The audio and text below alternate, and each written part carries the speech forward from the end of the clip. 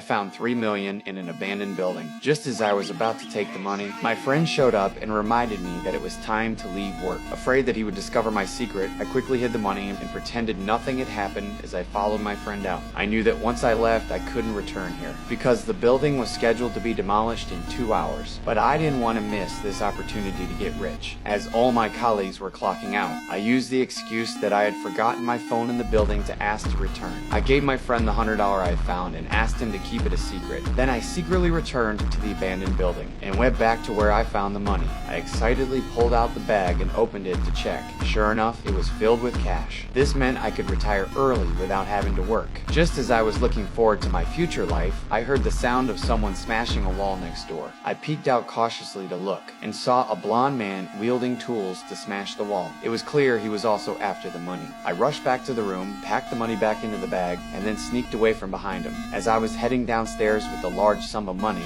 I noticed a man with a gun walking upstairs. Realizing the danger approaching, I began to feel nervous. Since there was only one way out, I had no choice but to return. But I accidentally kicked a steel pipe on the ground. The loud noise caught everyone's attention. Realizing I had been exposed, I hurriedly hid the money. But one of the gunmen came over. I quickly hid behind the curtains so he wouldn't see me. But when I looked up, I saw that the blonde man was also hiding behind the curtains. It turned out they weren't working together. We stared at each other, neither daring to make a sound. Just as the tension reached its peak, the armed robber suddenly turned and left. It turned out they had caught my friend and found the 100 on him. The criminals realized my friend had discovered the hiding spot, so he immediately ordered his men to interrogate him. Hearing my friend's agonizing screams made me feel terrible. In the end, I couldn't resist peeking out to see what was happening, and saw a scene that would haunt me for the rest of my life.